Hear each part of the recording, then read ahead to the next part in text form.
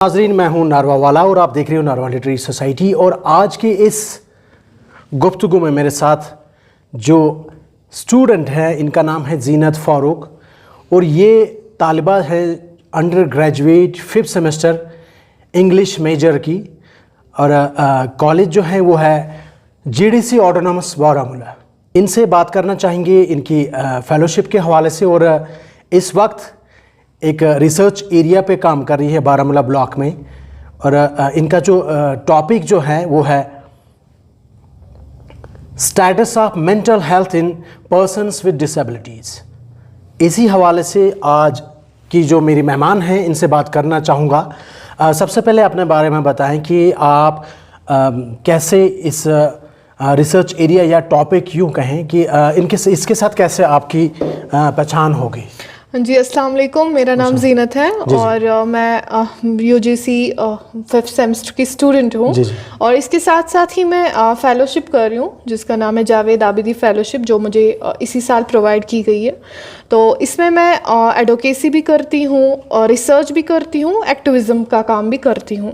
तो मेरा ये जो हमारी ऑर्गेनाइजेशन है ये डेली बेस्ड ऑर्गेनाइजेशन है और ये डिफरेंट पिलर्स पे काम करती है, लाइक एजुकेशन, एम्प्लॉयमेंट, एक्स्ट्रा। लेकिन मैं एज अ फेलो वहाँ पे काम कर रही हूँ। तो मेरा जो टॉपिक है वो है states of mental health in person with disabilities. मैंने स्पेशली टॉपिक ऑफ इंटरवेंशन जो है वो बारामूला रखा है। और ये टॉपिक मैंने क्यों चूज़ किया, इसके पीछे बहुत सारे रीज़न्स हैं। बहुत सारे लोग जो है वो एम्प्लॉयमेंट पे भी काम करते हैं, एक्सेसिबिलिटी पे भी काम करते हैं फॉर पर्सन विद डिसेबिलिटीज़ के लिए। लेकिन मुझे ज़्यादा हाईलाइटिंग टॉपिक जो है वो मेंटल हेल्थ ही लगा, क्योंकि एक्सेसिबिलिटी इन सारी चीज़ों से पहले हमारा मेंटल हेल्थ सही होना ज़रूरी है। जी। तो दैट्स द रीज़न मैंने ये टॉपिक चूज़ किया, क्योंकि ये टॉपिक मुझे सबसे ज़्यादा अहम लगा। ऑर्गेनाइजेशन के हवाले से बात कर रहा था मैं आपके साथ, जो आपका स्पॉन्सर करें इस वक्त जी। उस ऑर्गेनाइजेशन का नाम बताएं और किस तरह से आपने इनको अप्रोच किया है, उन्होंने आपको अप्रोच किया, कोई एग्ज़ाम क्वालिफाई करना पड़ता है? क्योंकि मेरे कॉन्टैक्ट में भी बहुत सारे डिसेबल्ड पर्सनस हैं जिनको इस तरह की स्कॉलरशिप्स की ज़रूरत होती है, लेकिन बदकिस्मती ये है कि उनके पास इस तरह के मौके जो है फराम नहीं हो पाते हैं। जी, तो हमारी जो ऑर्गेनाइजेशन है वो है national centre for promotion employment for disabled person.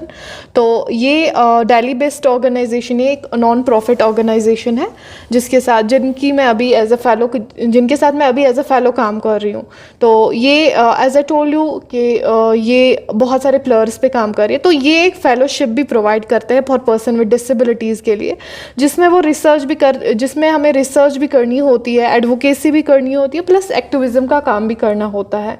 और इसमें एक टॉपिक, हमें जैसे रिसर्च में एक टॉपिक का होना ज़रूरी होता है, वैसे ही हमें एक टॉपिक पे काम करना ज़रूरी है कि एक रोड मैप एक ही टॉपिक पे हो। हम डिसेबिलिटीज़ के बहुत सारे फेलोज़ हैं डिफरेंट स्टेट्स से, मतलब बहुत सारे इंडिया के डिफरेंट स्टेट से डिफरेंट फेलोज़ हैं और हम सबका टॉपिक जो है वो डिफरेंट है। और मेरा जो इसमें टॉपिक है वो है मेंटल हेल्थ का। रिसर्च में जैसे कोर्स वर्क होता है अपने टॉपिक या रिसर्च एरिया के हवाले से, इस तरह की कोई काउंसलिंग वगैरह होगी, या आप यहाँ के जो कंसर्न डिपार्टमेंट जहाँ पे आप इस वक्त पढ़ाई कर रहे हैं जी, तो उनका क्या रोल है आपके इस टॉपिक को चुनने में? जी, अगर मैं इसके हवाले से सर बात करूं तो इसका हमारा जो कन्वीनियंट है इक्वल अपॉर्चुनिटी सेल का डॉक्टर नज़ीर अहमद। तो सर मुझे भी बेसिकली इसके बारे में उतनी नॉलेज नहीं थी, इस फेलोशिप के बारे में।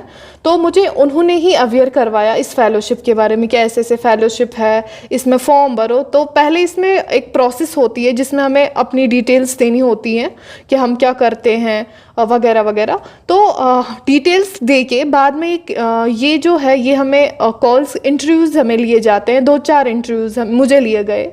तो ये डिफरेंट स्टेट्स में, मतलब जैसे कि मैंने आपको पहले भी कहा बहुत सारे स्टेट्स के हैं इसमें, तो हर एक जो भी फेलो जिसने अप्लाई किया होगा इसके लिए तो उनको इंटरव्यूज़ किए जाते हैं, बहुत सारे इंटरव्यूज़, 2-4 इंटरव्यूज़ किए जाते हैं। उसके बाद ही जब उनको लगता है कि शी कैन डू एनीथिंग, तो देन वो ये हमें अप्रोच करते हैं एज अ फेलो। इंटरव्यूज़ के हवाले से बताएं कि यहीं पे आपके कश्मीर में इंटरव्यूज़ हुए या बाहर आपको अदर स्टेट्स में जाना पड़ा इंटरव्यूज़ के लिए? सर मुझे कश्मीर में ही इसके इंटरव्यूज़ हुए, ऑन कॉल हुए, वीडियो कॉल्स भी हुई और वैसे भी हुए। तो मतलब कश्मीर में ही इंटरव्यूज़ वगैरह हुए इसके हवाले से। ऑर्गेनाइजेशन के बारे में बताएं कि जो national centre for promotion of employment for disabled people, जी। और जो आपको फेलोशिप मिली है जावेद आबदी फेलोशिप, बिल्कुल 2025-26, इस हवाले से बताएं कि किस तरह की इसके लिए कुछ लवाजमात होंगे जिसको आपने फॉलो अप करना होगा या किया भी होगा आपने, उस हवाले से बताएं कि किस तरह से ये प्रोसीजर शुरू होता है। जी सर, इसमें हमें फर्स्टली एक टॉपिक को चूज करना होता है, उस टॉपिक के ही रिलेटेड हमें आगे जाके काम करना होता है। लाइक मेरा अभी मेंटल हेल्थ का टॉपिक लिया है मैंने, तो इसी में मुझे देखना है कि जो ऑल टाइप ऑफ डिसेबिलिटी है, पर्सन विद डिसेबिलिटी, उनके मेंटल हेल्थ के ही बारे में जानना है। मुझे एक्सेसिबिलिटी को टच नहीं करना है, मुझे एम्प्लॉयमेंट को टच नहीं करना है, मुझे एक पर्टिकुलर टॉपिक को चूज करना है और उसको एज ए रोड मैप बना के उसको आगे बढ़ना है उसी टॉपिक से पे। आपने ब्लॉक बारामूला लिया है और बारामूला ब्लॉक में आपने पिछले 1 साल से काम कर रहे हो। आप बताएं कि किस किस जगह आपने अभी तक आपने अपने रिसर्च के हवाले से विजिट किया और कितने लोग आपके कॉन्टैक्ट्स में हैं इस वक्त? सर एक्चुअली जो मेरी रिसर्च, मैं आपको ये भी बताना चाहूँगी कि जो मेरी रिसर्च मेथोडोलॉजी है वो बहुत है क्वालिटेटिव क्वांटिटेटिव। क्वालिटेटिव मींस कि हमें इन डेप्थ इंटरव्यूज़ लेने पड़ते हैं फॉर पर्सन विद डिसेबिलिटीज़ के, और क्वालिटेटिव में हम एक गूगल फॉर्म प्रोवाइड करते हैं जिसमें हम जानते हैं, जिसमें हम पर्टिकुलरली क्वेश्चन ईयर सेट करते हैं, जिसमें हम जानते हैं, उसको एनालाइज करते हैं, फिर जानते हैं कि कौन कौन सी प्रॉब्लम्स जो है वो ज़्यादा हाईलाइट है अभी ग्राउंड लेवल पे। तो सर इसमें मैं जो है अभी मैंने बहुत सारे एरियाज़ कवर किए हैं। लाइक बोनियार भी मैं विज़िट कर चुकी हूँ, बारामूला के डिफरेंट एरियाज़ मैंने विज़िट किया है, डिग्री कॉलेजेस में विज़िट किए हूँ, स्कूल्स मैंने विज़िट किया है। एक तो पर्सन विद डिसेबिलिटी से बात करने के लिए भी और देखने के लिए भी कि कितने परसेंटेज स्टूडेंट्स आ रहे हैं कॉलेज में, कितने घर पे हैं, कितने आ रहे हैं। तो उससे मुझे ये अंदाज़ा भी हुआ कि कितने अभी घर पे हैं, कितने कॉलेजेस या स्कूल जो है वो आ रहे हैं। चूँकि आपने कहा कि मेंटल हेल्थ पे आप काम कर रही हैं, आप मुझे बताएं कि जो डिसेबिलिटीज़ पर्सन, जो डिसेबल्ड पर्सन होता है, आपका ज़ाती तजुर्बा क्या है? आप पे क्या इसका प्रभाव पड़ा या इम्पैक्ट रहा? Sir being a disabled person, बहुत सारे स्टिग्मा है सोसाइटी में, हमारे सोसाइटी में बहुत सारे स्टिग्मा होते हैं हमें, तो उन सब चीज़ों से लड़ना, आगे बढ़ना, मुझे लगता है वो बड़ी बात है। मैं अगर अब खुद की बात करूं तो मैंने खुद को 0 लेवल जो मेरा सेल्फ इस्टीम है उससे स्टार्ट किया है टिल नाउ तक, कि कॉन्फिडेंस जो है मेरा बिल्ड रह पाए इतना।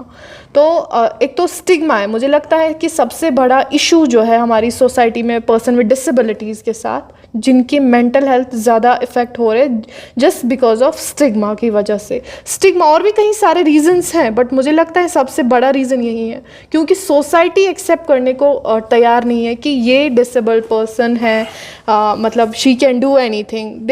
मतलब ये इनको पहले ही मतलब एक स्टिग्मा, एक टैग लगाया दिया जाता है कि ये डिसेबल्ड है, शी कांट डू एनीथिंग या ही कांट डू एनीथिंग। तो ये बहुत बड़ा रीज़न है जो मेंटल हेल्थ, जो मुझे अभी तक इस रिसर्च में मिला कि मेंटल हेल्थ इश्यूज़ जो है मुझे बहुत सारे, लाइक एक तो ये भी है RPWD एक्ट के बारे में अगर हम बात करें, जो पर्सन विद डिसेबिलिटीज़ के लिए एक्ट बना है, उसकी अवेयरनेस मुझे लगता है यहाँ पे उतनी मतलब थोड़ी ही है, क्यों वो भी मतलब थोड़ी ही जो एजुकेटेड है अच्छी लेवल्स पे, बट आम लोगों को या हमारी एडमिनिस्ट्रेशन को या हमारे लोकल जो पर्सन विद डिसेबिलिटीज़ है, चाहे वो स्टूडेंट्स हो या कोई और हो, RPWD एक्ट 2016 की अवेयरनेस बहुत कम है। Plus mental health care act जो 2017 का है उसके बारे में भी लोगों को बहुत कम नॉलेज है।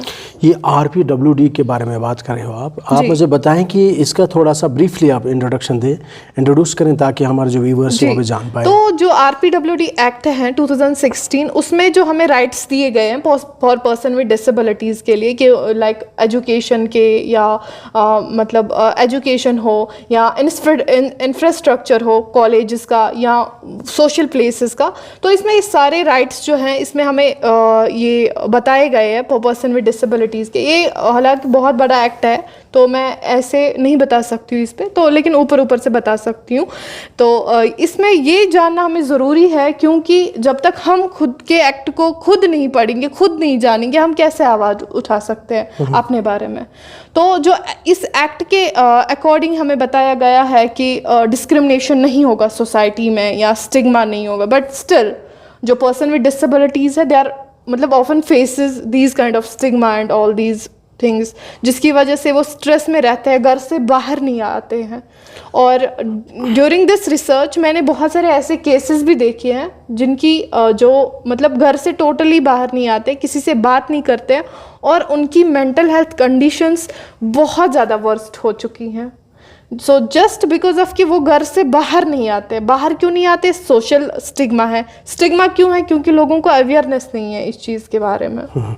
आप मुझे बताएं कि इसका क्या सोल्यूशन है? पेरेंटल सपोर्ट कितना ज़रूरी है इसमें, या सोसाइटल सपोर्ट कितना ज़रूरी है? जी। और हमारे यहाँ पे बहुत सारे NGOs भी काम करते हैं इस हवाले से, और बहुत सारे ज़िम्मेदारान भी हैं हमारे मुआशरे में जिन पे ये जिम्मेदारी आयद होती है। जहाँ तक मैंने समझा आपके इस जो आपने चुना हुआ टॉपिक जो है, इस हवाले से थोड़ा सा बताएं कि एक आम इंसान पे क्या जिम्मेदारी आयद होती है।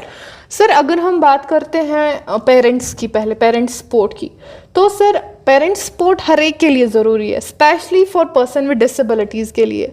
क्योंकि सर एक होता है ये सपोर्ट, दूसरा होता है ओवर प्रोटेक्शन। जब पेरेंट्स ओवर प्रोटेक्ट करते हैं बच्चे को, specially for person with disabilities को, तो उनको वो over protection as a mental health issue धीरे धीरे उनको वो हो रहा है। क्योंकि जब ओवर प्रोटेक्शन करते, मैं मतलब ये सही है अगर पेरेंट प्रोटेक्ट करता है बच्चे को, ऑब्वियसली वो उसके अच्छे के लिए करता है, बट हर एक चीज़ का जो ओवर वर्ड है ना, इसके ज़रूरत से ज़्यादा जी डिसएडवांटेजेस भी होते हैं। तो पर्सन विद डिसेबिलिटीज़ में उनको फिर ये लगता है कि हाँ हम कुछ नहीं, वो जस्ट खुद को सरेंडर करते हैं कि वी कांट डू एनीथिंग। क्योंकि जब पेरेंट्स ही नहीं घर से बाहर निकलने देते हैं बच्चे को कि हाँ जाओ आप करो, आप कर सकते हो, जब पेरेंट्स ही ओवर प्रोटेक्टिव है, तो पर्सन विद डिसेबिलिटी में कॉन्फिडेंट कहाँ से आएगा? हाँ। और बात करें सोसाइटी की, सोसाइटी का भी इम्पोर्टेंट इतना ही रोल है जितना पेरेंट्स का है। क्योंकि सोसाइटी अगर social acceptance person with disabilities को दे, तो मुझे नहीं लगता कि कोई भी पर्सन विद डिसेबिलिटी घर पे रहेगा। तो मुझे लगता है कि ये बहुत ही इम्पोर्टेंट है, पेरेंटल रोल भी और सोसाइटल रोल भी। आपके पेरेंट्स का क्या रोल है आपको अपलिफ्ट करने के? तो सर मेरे पेरेंट्स जो हैं वो उतने एजुकेटेड भी नहीं है, बट मैं अल्लाह का बहुत बहुत शुक्र अदा करती हूँ कि उन्होंने मुझे ओवर प्रोटेक्टिव करने की बिल्कुल भी कोशिश नहीं की है।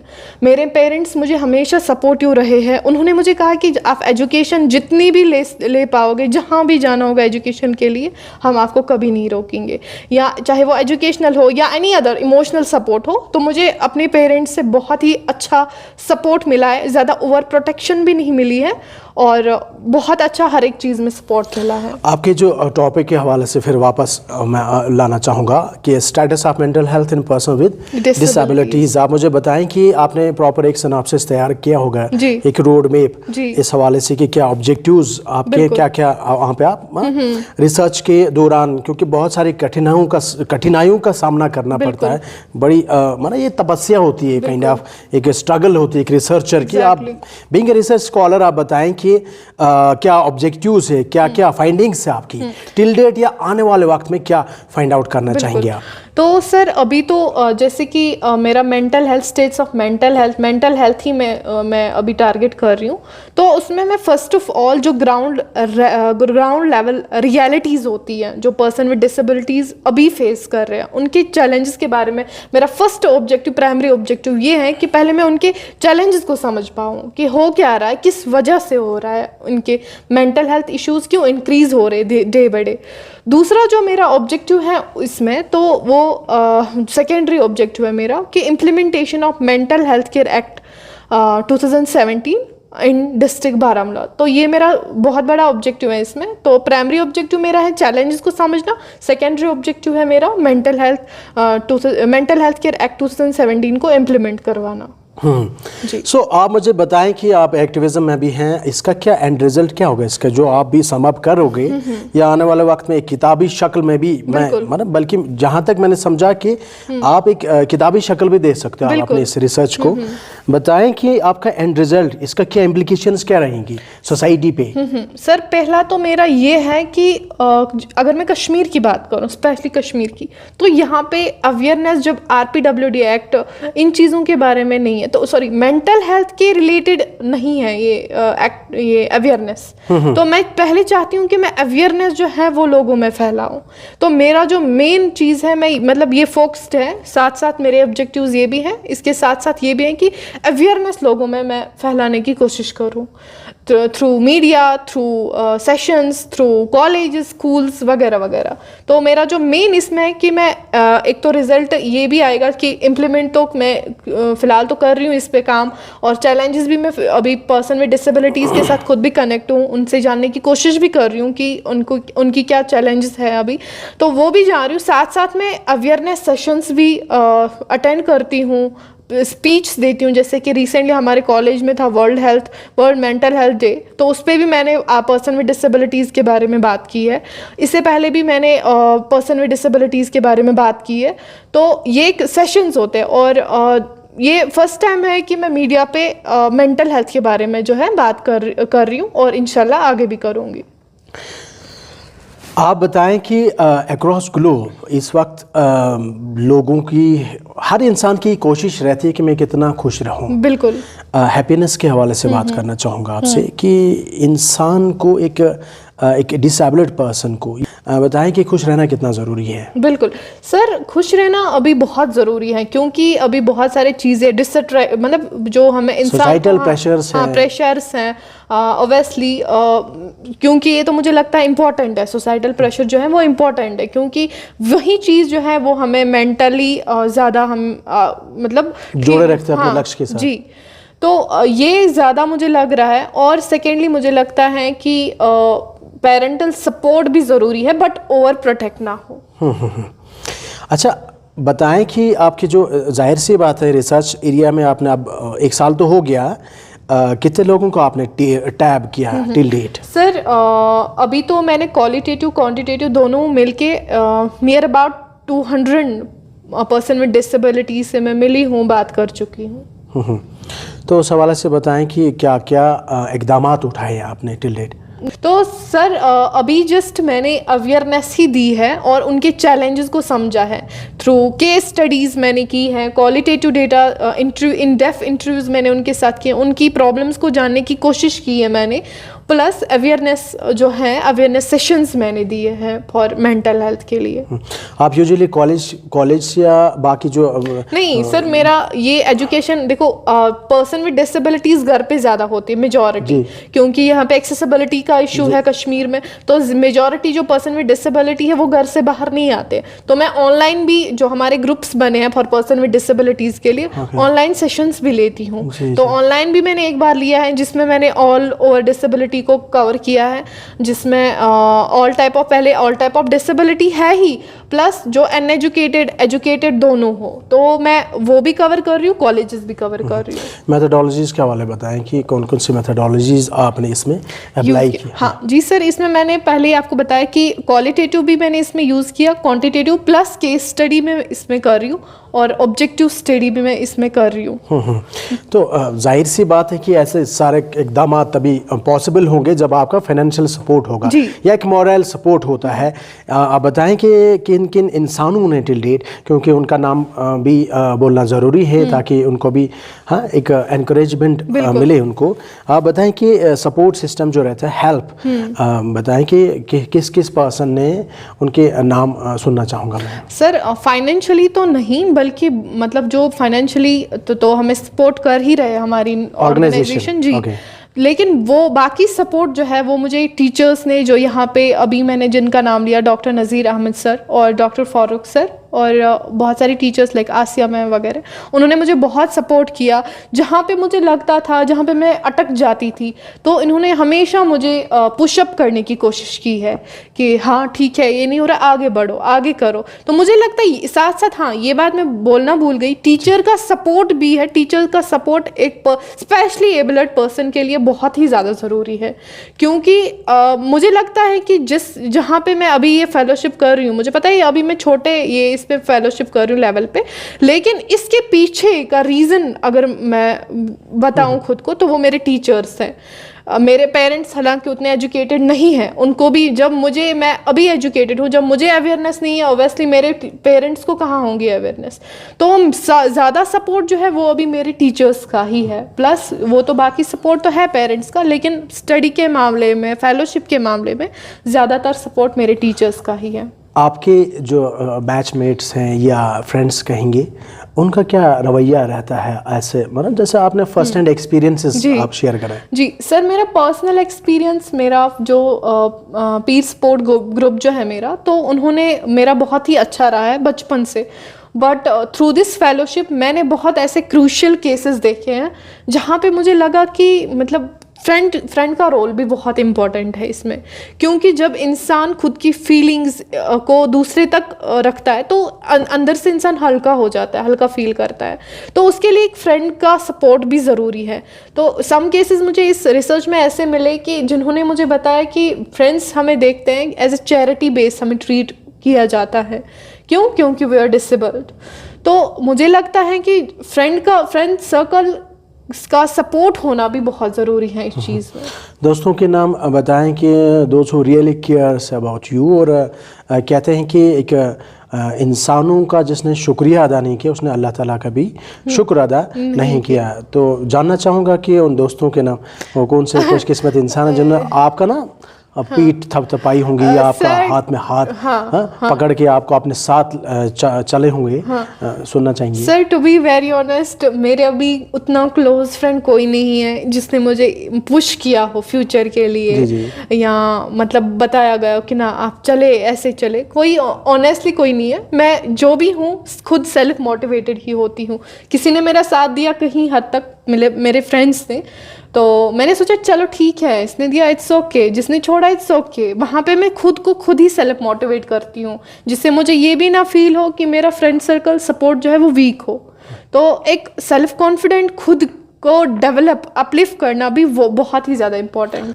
जाते जाते कोई खास स्पेशल मैसेज देना चाहते हो, खासकर जो ऑडियंसेस हमें इस वक्त वॉच कर रही हैं, वो बतौर खास उन लोगों के लिए जो लोग फिजिकली जो ना चैलेंज्ड पर्सन, जिनको हमारे माशरे में कहा जाता है डिसेबल्ड पर्सन, या दरअसल स्पेशल पर्सन्स रहते हैं हमारे माशरे के, उनके हवाले से कोई खास मैसेज? क्योंकि मैं भी कुछ ग्रुप्स में जुड़ा हूँ जो मतलब ऐसे लोगों से मैं भी, क्योंकि ये भी हमारे माशरे का ही हिस्सा है, तो मेरा एक हक बनता है कि इनको भी अपने साथ लेके चले।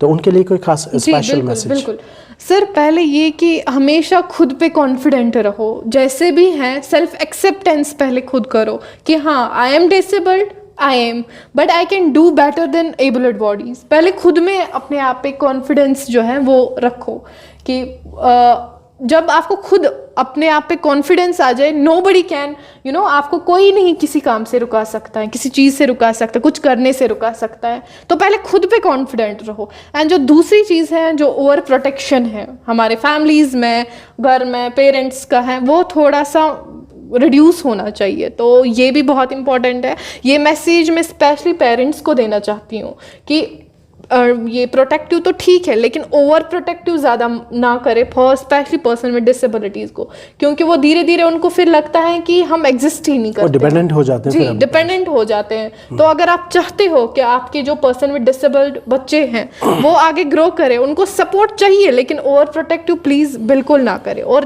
तीसरी बात जो है, जो मेंटल हेल्थ अवेयरनेस या RPWD एक्ट 2016 के, उसके बारे में मैं चाहती हूँ हमारा गवर्नमेंट जो हमारे डिस्ट्रिक्ट लेवल पे हैं या स्टेट लेवल पे हैं, इस चीज़ के ऊपर एक ये अवेयरनेस सेशंस होने चाहिए। हर एक ग्राउंड अभी लेवल पे ये सारी चीज़ें बतानी चाहिए, मतलब कि अवेयरनेस हर एक चीज़ के बारे में होनी चाहिए, चाहे वो मेंटल हेल्थ हो या RPWD एक्ट हो, for specially for person with disabilities के लिए।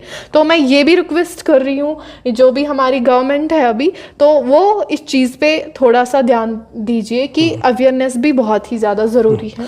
आपका बहुत बहुत शुक्रिया अपना Thank you कीमती so वक्त much. देने के लिए। नाज़रीन, ये थी हमारे साथ जीनत फ़ारूक, और जो अंडर ग्रेजुएट 5th सेमेस्टर की तालिबा है और डिग्री कॉलेज बॉयज़ बारामूला में इनके तालीमी सिलसिला अभी जारी है और इंग्लिश मेजर में ये अभी स्टडी कर रही है। और ये इनकी जो फेलोशिप है जावेद आबदी फेलोशिप 2025-26 से ये एक्वायर कर रही है। और जो ऑर्गेनाइजेशन इनको ये फेलोशिप प्रोवाइड कर रही है उनका नाम है national centre for promotion of employment for disabled persons, एक नेशनल ऑर्गेनाइजेशन है दिल्ली बेस्ड। और जाते जाते मैं शुक्रिया अदा करना चाहूँगा department of media studies JDC boys Baramulla और प्रिंसिपल साहब JDC बॉयज़ बारामूला, और इसके साथ साथ डॉक्टर नज़ीर अहमद मीर साहब जो कन्वीनर है committee for inclusion of person with disabilities JDC boys Baramulla, और साथ साथ डॉक्टर फ़ारूक अहमद भट्ट साहब जो डिपार्टमेंट ऑफ उर्दू के प्रोफेसर हैं। और आपका भी बेइंतहा शुक्रिया कि आपने भी अपना कीमती वक्त निकाल के हमारी ये मुख्तसर सी बातचीत सुनी। अस्सलाम वालेकुम।